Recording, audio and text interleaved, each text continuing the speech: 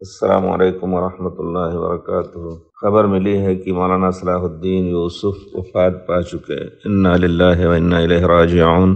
کل من علیہا فان ویبقى وجہ ربک ذو الجلال والاکرام۔ اس دنیا سے تمام انبیاء گئے، صلحاء گئے، مجددین امت گئے، اسلام کے محدثین اعظام۔ اگر کوئی باقی رہنے کا کسی کو باقی رہنے کا استحقاق تھا تو نبی کریم صلی اللہ علیہ وسلم تھے، خلفائے راشدین اور دیگر صحابہ کرام تھے جنہوں نے اس دین کو ہم تک پہنچایا، یا وہ تھے جنہوں نے دین کی بہت کچھ خدمتیں کی، ائمہ کرام۔ لیکن اللہ رب العزت والجلال کا فیصلہ ہے، فیہا تحیون وفیہا تموتون ومنہا تخرجون۔ نبی کریم صلی اللہ علیہ وسلم اس دنیا سے رخصت ہوئے تو مدینۃ النبی میں اندھیرا چھا گیا، غم سے نڈھال صحابہ کرام رضوان اللہ علیہم اجمعین میں سے کچھ حواس باختہ بھی ہو گئے۔ نبی کریم صلی اللہ علیہ وسلم کے بیٹے ابراہیم اور آپ کے نواسے کی موت پر نبی کریم صلی اللہ علیہ وسلم کے آنسو نکل گئے۔ اس دنیا سے جانے والے لاکھوں لوگ ہوتے ہیں، لیکن ان جانے والوں میں کچھ ایسی شخصیتیں ہوتی ہیں جن کا جانا پوری امت محمدیہ کے لیے خسارہ کہا جاتا ہے۔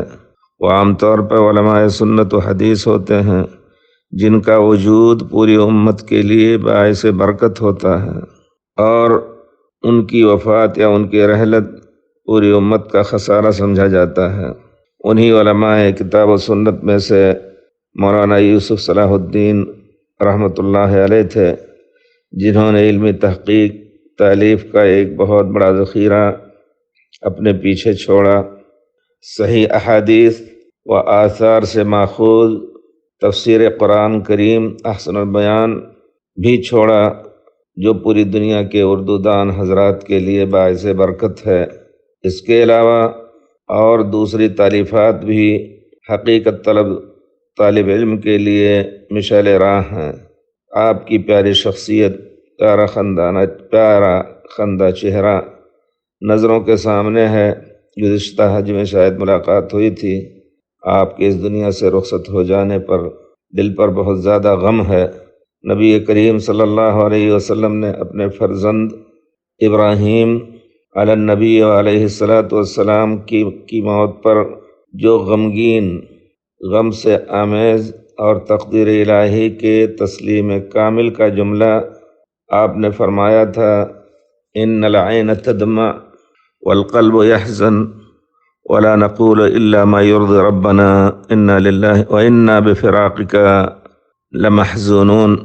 وہی ہم بھی کہتے ہیں، العین تدمع والقلب يحزن ولا نقول الا ما يرضي ربنا وانا بفراقک یا شیخ صلاح الدین لمحزونون۔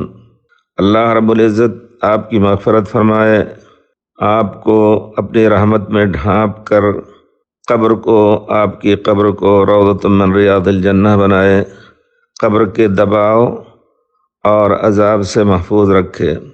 اللہ رب العزت آپ کے اعمال علم و عمل کو قبول فرمائے، آپ کی تالیفات کو صدقہ جاریہ بنائے، آپ کی اولاد و آپ کے اہل و عیال کو صبر جمیل کی توفیق دے، اور اولاد کی دعاؤں کو ان کے لیے اجر مستمر کا سبب بنائے، اور باقی مادہ علماء کرام کو اللہ تعالیٰ عفو و عافیت میں رکھ کر خالص دین کی خدمت کا موقع عنایت فرمائے، آمین یا رب العالمین۔ غمگین وصی اللہ بن محمد عباس، مکہ مکرمہ۔ والسلام علیکم ورحمۃ اللہ وبرکاتہ۔